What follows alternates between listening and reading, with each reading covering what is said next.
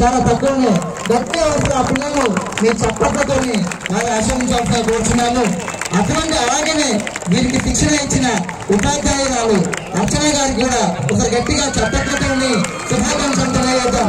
ఎందుకంటే మన సనాతన ధర్మం ఎక్కడికో పోతుంది, అంతరించిపోతున్న కాలంలో ఇలాంటి పిల్లలకు శిక్షణ ఇచ్చి పిల్లల్ని మన సనాతన ధర్మం వైపు నడిపిస్తున్న ఈ శిష్య బృందానికి, ఆచార్య బృందానికి అందరికీ గట్టిగా ఒకసారి చప్పట్లతో శ్రీరామ నామస్మరణతో గట్టిగా ఒకసారి జై శ్రీరామ్, జై శ్రీరామ్.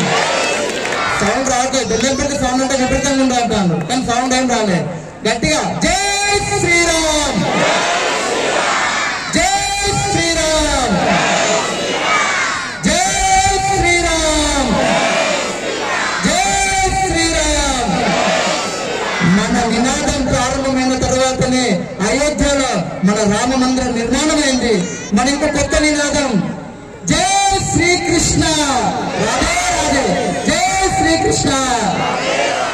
మధురలో కూడా మన నిర్మాణం శ్రీకృష్ణ పరమాత్మ నిర్మాణం కావాల్సిందిగా కోరుచున్నాము. ఈ కార్యక్రమాన్ని ఉద్దేశించి ఒక చిన్న మాటలో మనం మా మంచి పనైనా ధర్మాన్ని రక్షించడం అవుతుంది, అది గ్రహిస్తే చాలు. అలాంటి ధర్మ రక్షణ కార్యాన్ని మానవ రూపంలో ఆచరించి చూపిన సద్గుణాల పరిపూర్ణత్వమే శ్రీరామతత్వం. జై శ్రీరామ్.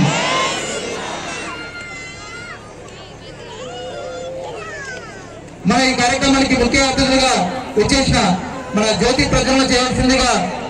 దయచేసి వేదికకి ఇది రాజకీయ వేదిక కాదు, హిందూ ఉత్సవ సమితి వేదిక. వాళ్ళను గౌరవించుకోవడం మన సాంప్రదాయం కాబట్టి వాళ్ళను పిలవడం, గౌరవించుకోవడం ఇది ఆనవాయితీ. దయచేసి అన్నిటిగా భావించద్దు.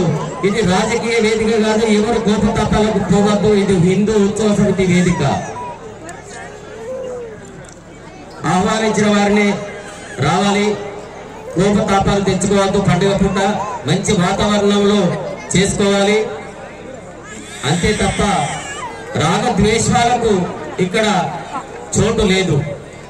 సార్ మీరు రండి సార్, మీరు మధ్యలోకి వస్తే వాళ్ళందరూ ఇక్కడ దిగుతారు మంచిగా. చక్కటి వాతావరణంలో మీరు కూడా వాళ్ళు ఇరుపక్కల ఉంటారు. చిన్నారులు అందరూ అమ్మ మీరు ఉండండి, చిన్నారులు అటుకొందరు ఇటుకొందరు ఉండండి. ఎంత ఆహ్లాదకరమైన వాతావరణం. రామాయణాన్ని కళ్ళకు కట్టినట్టు చూపి అటు కొంతమంది వెళ్ళండి. వీరు ఇదే కార్యక్రమాన్ని అయోధ్య వారణాసిలో కూడా 7వ తారీఖు రోజు ప్రదర్శించబోతున్నారు. వాళ్లకు ఆశీర్వాదం ఒకసారి కరతాళ ధ్వనులతో మీరు ఆశీర్వదించాలి.